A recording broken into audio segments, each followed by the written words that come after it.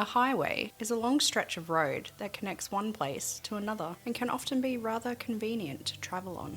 Unfortunately, a highway in Queensland, Australia is more than just a long stretch of road. It is a road surrounded by mystery, fear and murder, dubbed the Highway of Death. Okay, let's go. The Flinders Highway is in Queensland, Australia. What? It's 800 kilometres or 497 miles for our American listeners. Hello, Texas, Tennessee and Oklahoma. Thank you for checking in. Not anymore. Oh, goodbye. It's been real swell. It's a stretch of road that crosses Queensland from east to west, Townsville to Cloncurry, and then continues across the Barkly Highway and past Mount Isa, which doesn't make any sense if you're not from here, but those are names. Look at a map. Yeah. It is a highway that passes a few small outback towns, and it's just long stretches of road. If you haven't heard me say road enough already. Okay, here's a fun game to play, listeners. Yeah. You need to take a tally of how many times road is said in this episode. Road. Yeah, but don't let me know. I'd like to know. Yeah. Yeah, post it. That'll be funny. Yeah. This 2-lane road mainly feeds and fuels northwest Queensland and parts of the Northern Territory. Fun fact. Drivers must dodge potholes and go over narrow bridges, and since 2023 there have been over 70 crashes on the Flinders Highway, some being fatal, some as recent as September this year. Oh. Not to mention dodging fucking kangaroos and those big fucking fuck-off birds. Yeah, and no lights, so it's real dark out. The highway also has another name, and I want to shout out to my Faja, Dave, or Dave K, because he is the person who suggested this case to me. Thanks, Dad. Thanks, Papa K. The other name it goes by is the Highway of Death. Oh, and you might say, well, duh, Ashley, you just said it had claimed lives earlier. Duh, Ashley, you might have said it, just whatever the words you said before. Nay, little mung beans. This highway is known for more than just road incidents. Between 1970 and 2018, 12 people have disappeared or been murdered along the Flinders Highway, and many of those cases are yet to be solved. So there's no good segue regarding true crime, but on the 26th of August 1970, 7-year-old Judith and her 5-year-old sister, Susan McKay, went missing from a bus stop on Ross River Road in Townsville. They were on their way to school when they went missing, and it would take the police 2 days to find their bodies. They had been sexually assaulted, stabbed, strangled, and left in Antell Creek just off the Flinders Highway, with their clothes folded neatly beside them. 2 witnesses reported seeing a blue car with the girls in it, and one was a petrol station worker who saw an adult male driving the 2 girls who looked like they had been crying. She overheard the girls ask the man when he would take them to their mum as he had promised, to which he snapped for them to hop back up on the seat and go to sleep. Police dismissed both reports and the case would go cold. By 1998, a pedophile named Arthur Stanley Brown came forward after confessing to the murders twice. One to a stranger in a pub in Charters Towers, because that's what you do, confess murder while you're having a drink, and another to a stranger who spoke to him about the case on a job as he was a carpenter at the time. He would eventually be charged with 45 sexual assaults, the 2 murders, and 6 rapes, as many of his victims were attacked in the same creek bed the bodies of Susan and Judith were found. Now, tell me, you're probably... but was the evidence anything other than circumstantial? I'm not too sure what they actually had to tie him to the murders, or it was just his confession. Other than a confession? Yeah. Kind of wouldn't matter as well, because a jury unfortunately could not reach a verdict in 1999, and a new trial was blocked on the grounds that Arthur was too senile to be tried again. He would pass away in July 2002 at 90 years of age, taking many secrets to the grave. On the 4th of July 1972, 18-year-old Robin Hoinville Bartram and Anita Cunningham left Melbourne to hitchhike to Bowen, Queensland, to visit Robin's mother. Initially, they were offered plane tickets, however the 2 girls were adamant about hitchhiking the 2,500 plus kilometres to Bowen. 4 months later, a body was found in a shallow grave under a bridge at Sensible Creek, about 80 kilometres west of Charters Towers. And Charters Towers is a 3-hour drive from Bowen, just so you know. It was the body of Robin, and she had been found with 2 shots to the head from a .22 caliber rifle. Unfortunately, Anita's remains are yet to be found even to this day. Police had offered a $250,000 reward that remains unclaimed, and no murder charges have been laid. Some people think that maybe Arthur had something to do with it, but unfortunately that has never been proven. There are a few other suspects that detectives believe may have murdered the 2 women, and another name that comes up is old mate Ivan Milat. Another suspect was John Andrew Stewart, who was to blame for firebombing the Whiskey AU Go-Go nightclub in Brisbane in 1973, killing 15 people. The Whiskey Al Go-Go? Yeah, it's like Whiskey AU Go-Go. I don't know. I didn't even know we had that in Brisbane, let alone that there was a killing. I don't know what Brisbane. the shit that is. Yeah, fun facts. July 29th, 1974, 18-year-old Catherine Pamela Graham was an educational door-to-door bookseller. She had been canvassing homes in Hermit Park when she was believed to have been attacked and murdered. That night, around 8:19 p.m, she had phoned her mother from a phone box in Townsville. At one point during the call, she told her mother that she did not like the look of a man standing nearby. Ooh, but did she describe what the man looked like to the mum?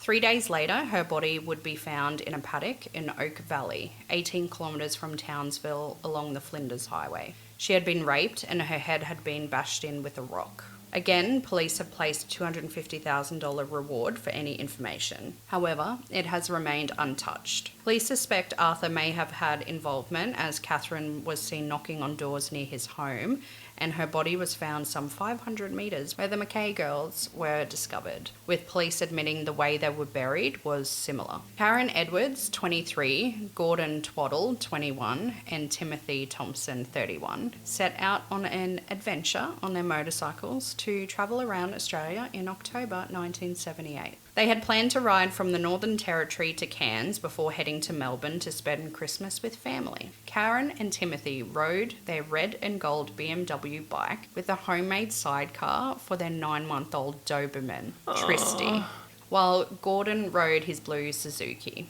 The trio was last seen on October 5th, 1978, leaving the Moondarra Caravan Park in Mount Isa after getting into a Land Cruiser of an unknown man they had befriended. Wolf Creek don't befriend people in the outback. Who was that Paul Onion one? That's Ivan Milat. Yeah, Didn't he have something similar to a Land Cruiser I think so. for his car? Could have been old Miletti. Never know. All their gear and bikes were gone the following day, and their gorgeous dog, Tristy, was found at the local dump. Now, I don't know and could not find if the pup was alive or not. I was just going to Yeah. say found at the dump, scavenging for food. Yeah, I would like to think they just found him at the dump, like walking around. Because I couldn't find anything. You'd think they'd say he was... Plus, but it also wouldn't make sense for him to kill the dog, take the dog to a dump. If he was going to do that, he would just kill it and leave it where it was. Yeah. I reckon. It was alive. I like to think it was alive as well. I spent a while looking for that too. I would have I'm gonna as say it's well. alive.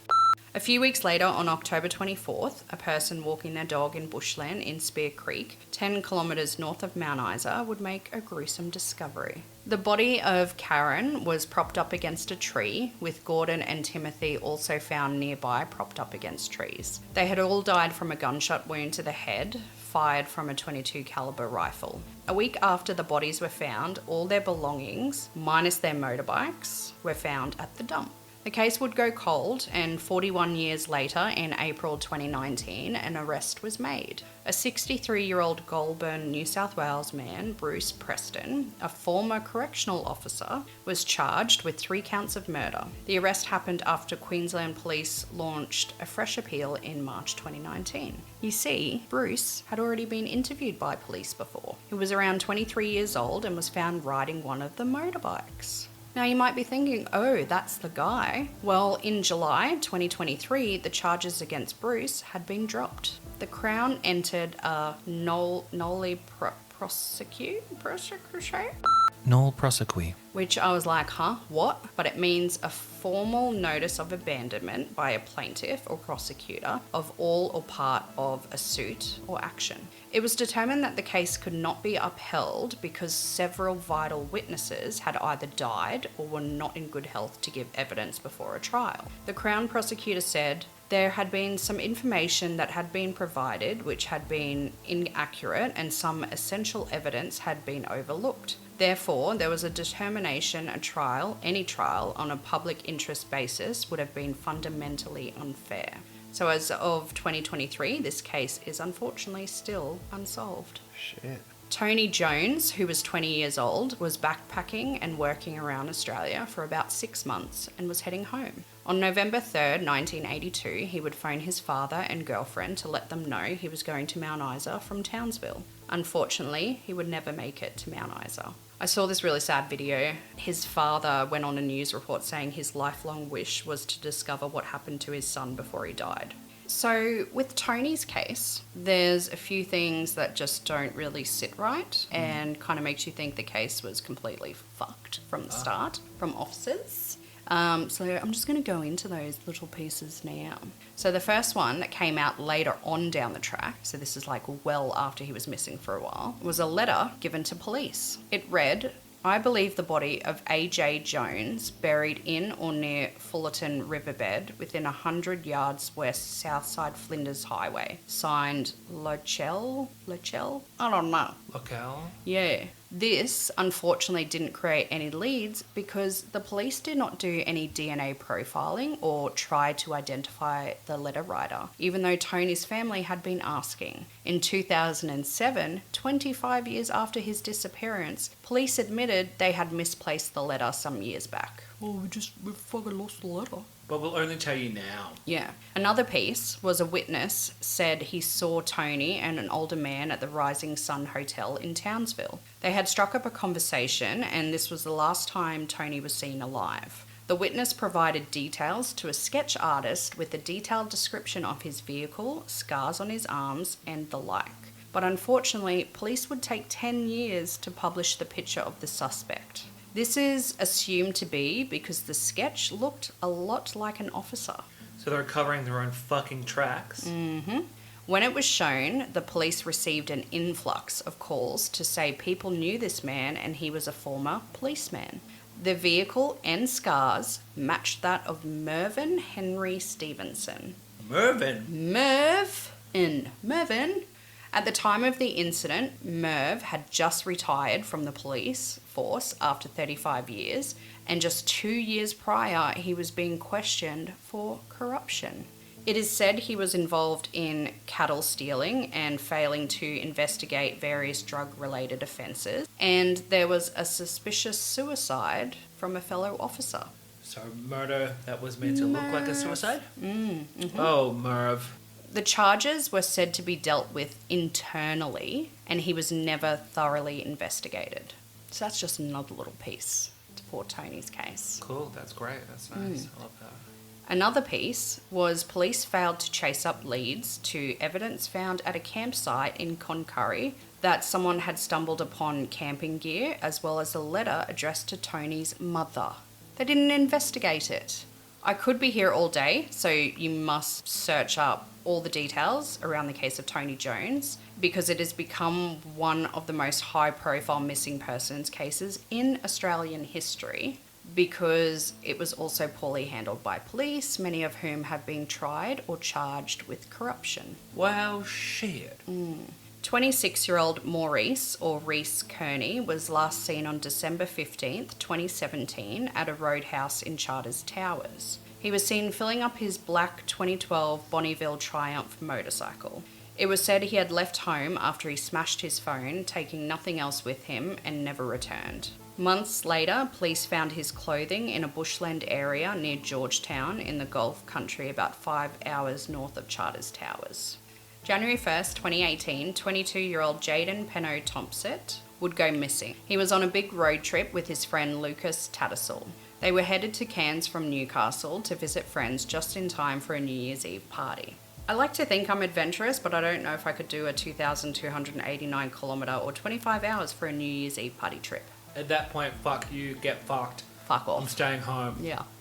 They were currently doubling back towards Townsville on Flinders Highway before stopping at a roadhouse at Charters Towers around 3:30 a.m. December 31st. The friends had a big argument after getting back on the road, and Jaden pulled the car over and stormed off into the darkness. Lucas would jump behind the wheel and drive off. It was stated he soon returned, but how long is soon? I don't know. And of course, there was no sign of Jaden anywhere in the area. He would not be reported missing until January 3rd, as family and friends thought maybe he had hitchhiked home. Lucas would claim when he got back to Cairns, friends asked him not to report Jaden missing to police as he had outstanding warrants in New South Wales. His friend received a bit of backlash and made some posts on Facebook that said, "I'm sorry to tell you, but if someone wants to just up and leave and fuck off, then that's what they're going to do. You don't understand how hard I tried to help Jaden when I was with him and calm him down so we can sort this out. He is my mate and I'm hurt too. Please stop making out I'm just some heartless prick that left him out there to die."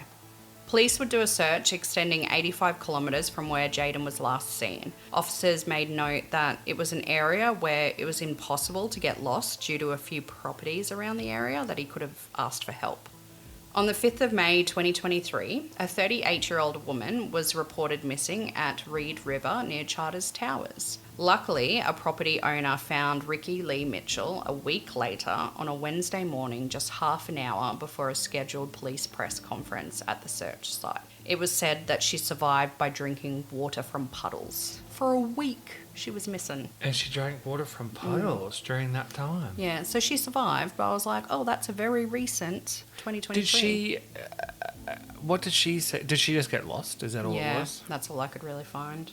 Many people still think that maybe it was one serial killer or a well-known stomping ground for serial killers, but to this day, locals warn to be careful on Flinders Highway, and some even claim it is cursed. Not only have people disappeared and been murdered, but there have also been plenty of accidents on this long stretch of road. And that, dear mung beans, is my case on the Highway of Death, aka Flinders Highway. Perfectly timed thunder. You're welcome. There you go. Thanks for listening. for sharing. Don't Thanks for travel listening. on the Flinders Highway.